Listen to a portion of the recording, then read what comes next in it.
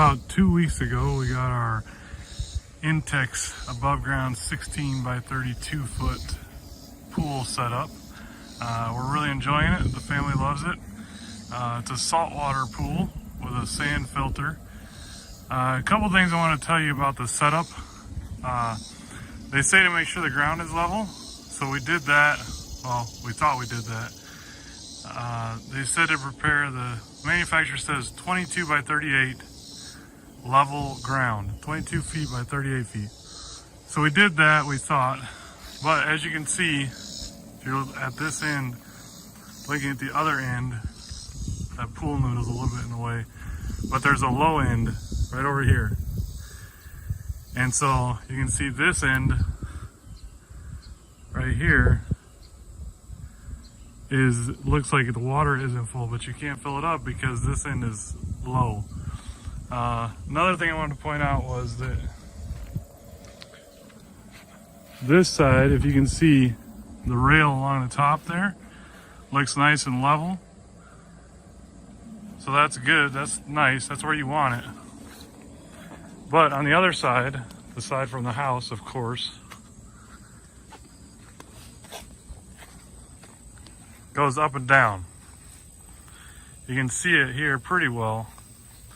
But what's that saying is that these right here, where these go, is not all level all the way across there. So make sure and level it. No matter how bad you want to set up your pool, make sure and level it before you get it, before you set up your pool. They sent a ground cloth, just it's like a cheap tarp. So we put that down. One of the websites I found said a really good alternative that was free. We found some old carpet that somebody was done with, and we put that down on top of the ground cloth. So that should help protect that pool for a long time, which is good. As you can see, the filter set up here. So that's good. Filter seems to be working pretty well. First couple days we had it set up,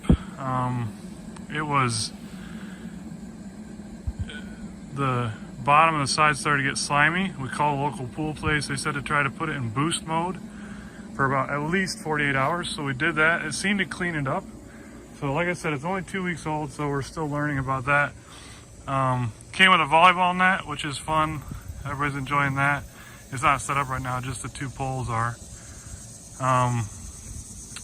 The ladder that comes with it is really not the best ladder. It works, but not the best. One thing to not be too concerned about once it's all set up is these are designed to kind of float back and forth. So at first it's like, whoa, that doesn't look right. It's actually how it's designed, so it's fine. You can see a little bit better what I was talking about, how high the water is here, because this corner is low. It's right here at where it's supposed to be. That's the full line. And then over here, you can see how far off we are. We've been cleaning it vacuuming it maybe once a week. That seems to be working right now. But yeah, overall it's a great pool. Highly recommend it. We found this one on Amazon. eBay had a really similar price. But yeah, hope this helps, and whatever you do, make sure that ground's level before you set your pool up. So I want to do a quick update. Last time I showed the video of this, it was not level at all. The pool was not level. This spring when we went to set it up, you can see a lot of those problems we remedied, and I'm going to tell you how we did that. So you can see this other side right here, the side closer to the house was like a wave up and down, the top line there, the top bar. You can see now also the other end of the pool, the right hand corner in your view, and the left hand corner are almost identical as far as water height. You can see the left side is still going down a little bit. I'll explain that a little bit more later. But what we did was we counted the number of legs all the way around the pool and went to Home Depot and purchased some blocks, some pavers, and I'll try to put a link in at the bottom of the video for that. But They're 12 inches by 12 inches, and I think it's 1.5, at least 1.5 inches thick. But that way we put one underneath of each of these legs. And then we leveled that all the way around. So we started here because we knew that was the high corner. Went all the way around.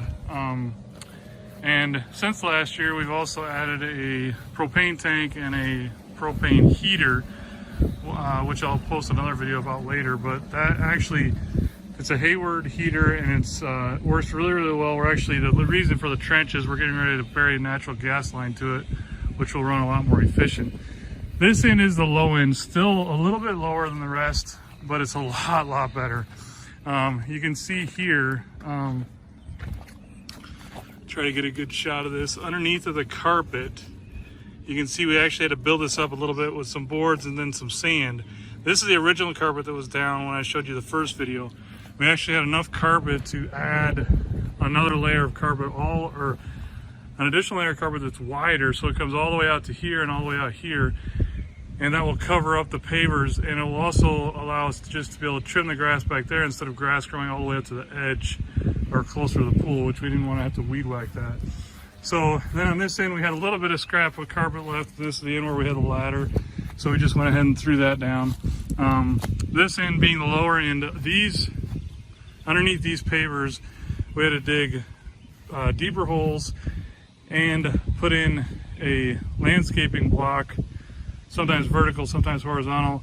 Put gravel down first, then the landscaping block, then the paver on top of that. Just trying to keep this corner built up a little bit more than what it needed to be. But I'll show you this side again. You can see it compared to last year, just a whole lot more level, a whole lot more straight across the top. Still a little bit to it, which is hard to avoid, especially since you can see some of the legs are bent because the first year we put it up, we didn't do enough site prep. So I cannot emphasize that enough. I know there were some comments on the first video, people having the same problem.